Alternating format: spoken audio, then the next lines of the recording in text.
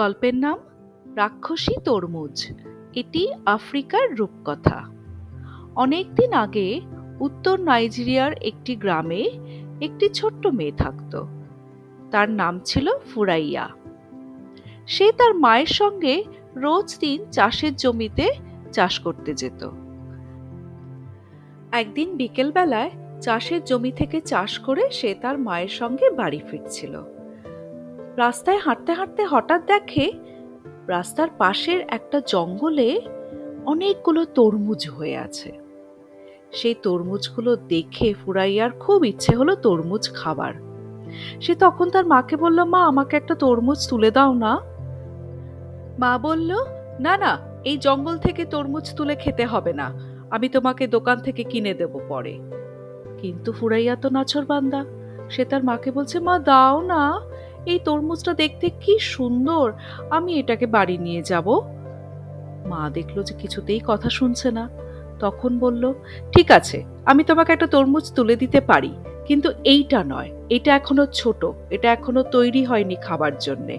পাশে দেখো একটা বড় তরমুজ আছে, ওই তরমুজটা আমি তোমাকে তুলে দেব। কিন্তু ফুরাইয়া তো কিছুতেই কথা শুনবে না। ফুরাইয়া বলল, না না না মা, আমি ওই ছোট তরমুজটাই তুলবো, তুমি আমাকে তুলে দাও মা। তখন মা বলল, ঠিক আছে ফুরাইয়া, আমি তোমাকে তুলে দিচ্ছি এই তরমুজটা, কিন্তু এরপর থেকে আর এরকম বায়না করবে না। ফুরাইয়া বলল, আচ্ছা ঠিক আছে মা। তারপর তার মা যখন তরমুজটা যেই তুলে ফুরাইয়ার হাতে দিল, সঙ্গে সঙ্গে দেখা গেল তরমুজটা ফুরাইয়ার হাত থেকে লাফ মেরে একদম রাস্তায় নেমে গেল। নেমে গড়াতে গড়াতে গড়াতে গড়াতে চলে যাচ্ছে।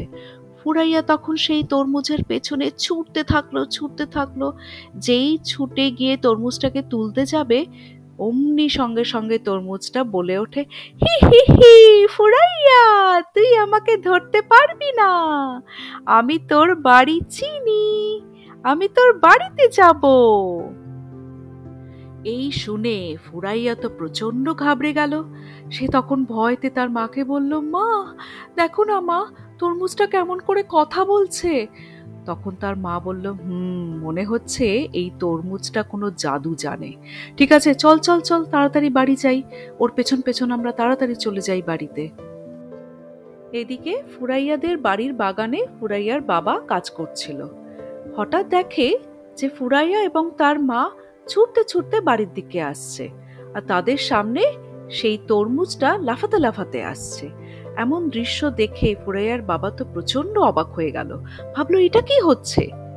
এমন সময় তরমুজটা লাফাতে লাফাতে এসে তাদের বাড়ির বাগানের মধ্যে ঢুকে হঠাৎ করে দাঁড়িয়ে গেল। আর সেই দেখে ফুরাইয়া খুব অবাক হয়ে গেল।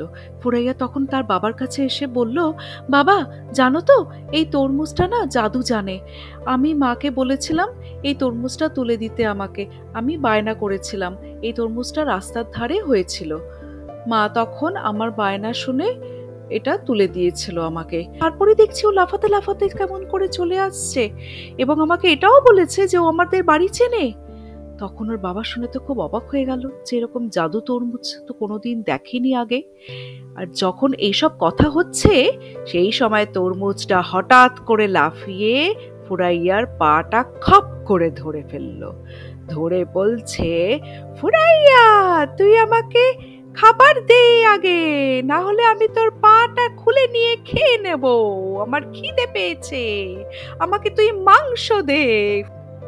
জাদু তরমুজের এরকম কাণ্ড দেখে ফুরাইয়া তো আরোই ঘাবড়ে গেল। সঙ্গে সঙ্গে ফুরাইয়ার বাবা বলে ওঠে, ওইদিকে যাও, ওইখানে অনেকগুলো মুরগি আছে, তাদেরকে গিয়ে খাও। সেই কথা শোনা মাত্রই তরমুজ লাফাতে লাফাতে চলে গেল মুরগিদের ঘরের দিকে। তার কিছুক্ষণ পরেই আবার দেখে তরমুজ গড়াতে গড়াতে আসছে।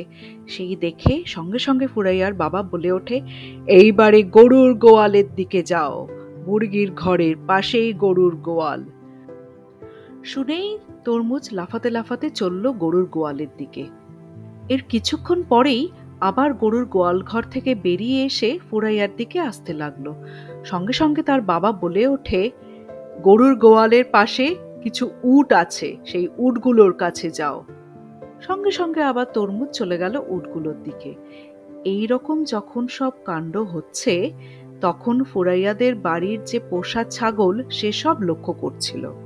সে দেখে প্রচন্ড রেগে গেল যে এটা কিরকম ধরনের তরমুজ, আমার সব বন্ধুদেরকে একটা একটা করে খেয়ে নিচ্ছে, দাঁড়া আমি তোকে মজা দেখাচ্ছি। আর এত কিছু খাবার পর রাক্ষসী তরমুজ আর গড়াতে পারছে না।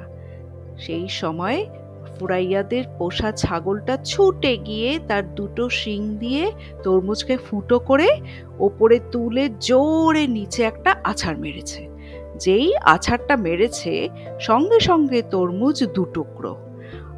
আর তরমুজের পেটের ভেতর থেকে আস্তে আস্তে সব মুরগিগুলো, গরুগুলো, উটগুলো সব বেরিয়ে আসতে লাগলো।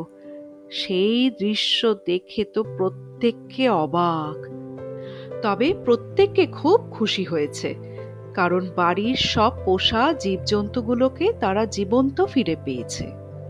আর ফুরাইয়াও তার ভুল বুঝতে পেরেছে।